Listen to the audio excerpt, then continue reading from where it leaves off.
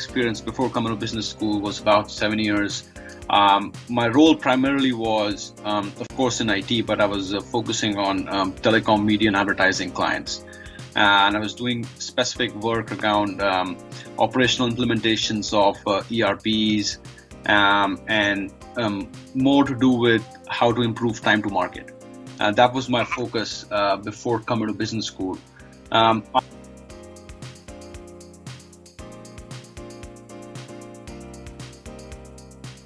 At Cornell specifically, there were a few reasons why I chose Cornell, why I applied to Cornell in the first place.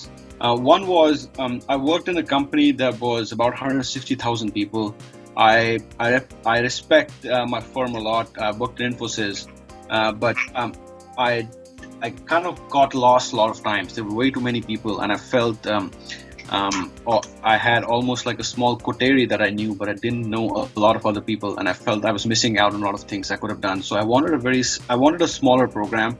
I wanted a program where when I graduate, I should be able to make a phone call at any hour to all 280 people, and it should never be an awkward conversation. That was my intent of applying. So I focused my application to only those schools that satisfied this criteria. And that was a fundamental reason why I applied to Cornell. Second, I think my experience speaking to people over the phone, and I visited a few schools. I was lucky that I was deputed in the US, so I had the luxury.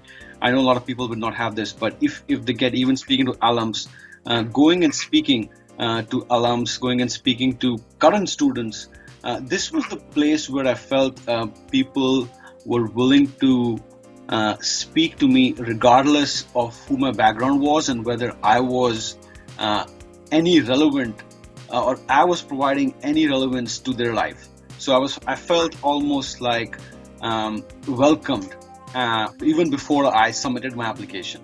And those are the two reasons why Cornell appealed to me and still appeals to me.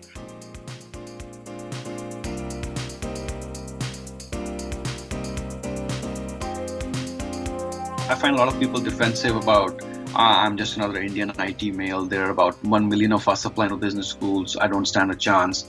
I think these people should not get discouraged. On the flip side, there's definitely way too many people with this background applying. So my 2 cents, I mean, please take this with a grain of salt.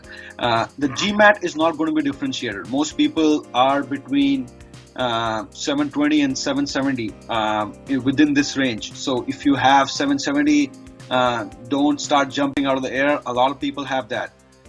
My advice to people is to take a step back and think about aspects, about little incidents that have happened at work or at their personal lives that showcase another side of that person. I'll give a meaningful example so that it's tangible for people who are interested in listening. I fortunately had a lot of global experience. I worked in the UK for 3 years, and then I worked across many cities in the US for almost 4 years.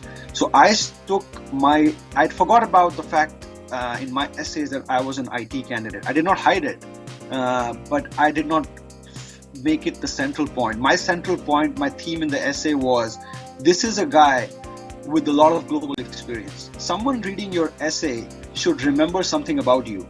And I can tell you that it's not going to be the GMAT, and it's not going to be the fact that you won these 4 prizes. It's going to be a very simple thing that touches people's hearts.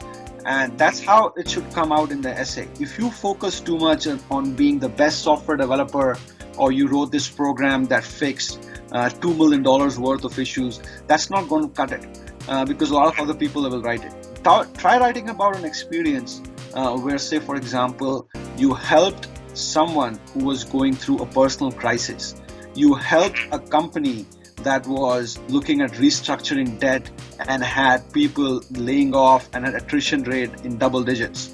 And how you stayed around there, helped that place become a better place with tangible benefits that you can think of outside of your role. When you went outside of your comfort zone, Bring in things where you started a non-profit initiative or you participated in the political movement of India and how that has impacted you. Those are the things that people should write about in their essays, that people tend to think, oh, these are soft things. Why do I mention it as a bullet point in my 10th essay? No, make those central themes, and I think you can differentiate yourself.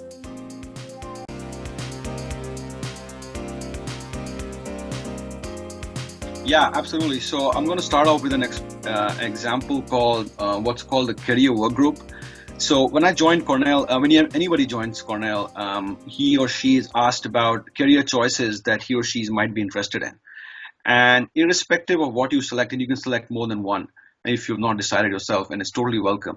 The second years and alums who have done those things and have succeeded in those kind of jobs or roles or had the same inkling when they were in business school tend to rally around you. And what I mean by that, so there's a concept of career work groups. You're put in a small cohort where 2 or 3 second years kind of guide you through the process. And by guiding, I mean they do tangible things. Let me give you an example. So I opted for the consulting career work group. And so I almost did a case a day, if not more, with my career work group leaders at all possible times, like midnight, 7 in the morning, even when they were traveling over Skype. I always had a second year who had successfully recruited in consulting available for me, helping me out, putting me in touch with his buddies, putting me in touch with alums, helping me out writing my cover letters, editing my resume, all through the 3 months, typically that are the heaviest between October and January for recruitment. That's the first part, I would say, that how community has helped me. Second is not just related to your career. Cornell is specifically a school which doesn't like people finishing classes and going home. They don't like people hiding. So everybody will be put in a position where they're supposed to present their personality. Introvert, extrovert, doesn't matter. You have to come out there and present yourself to the larger community and expose yourselves, and that may help you achieve a lot of things. That may help you tell you that you're not the person for that kind of thing, but they'll definitely give you an experience. So another example for that would be for me, for some reason, I was put in this court of case competitions. So in US. It's really popular that a lot of schools compete for case competitions. I was fortunate to have won the Deloitte case competition, which is a competition that Deloitte hosts across different universities, and then they call everybody over at Deloitte University in Dallas.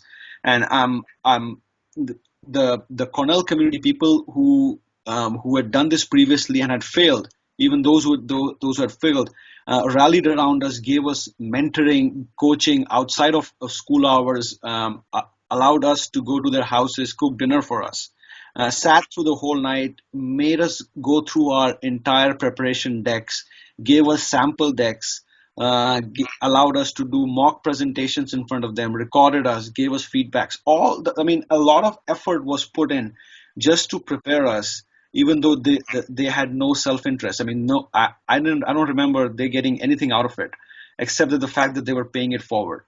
And I felt that a lot of schools will tell you this, but you really have to feel whether someone is actually doing it.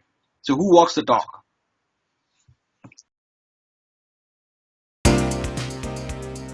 I would encourage a lot more Indian people to apply to Cornell.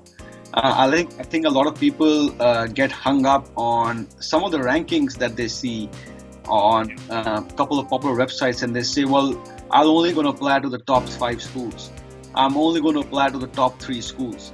And I think that's a mistake a lot of people do, because especially people who have never studied in the US, because only when you come here and actually go inside the school will you really realize that the difference between the 3rd and the 4th and the 5th is infinitesimal, very small, and you making a mistake by looking at a number in a magazine or a publication and not applying to the schools. Indian people have a lot of value add they can bring to the table.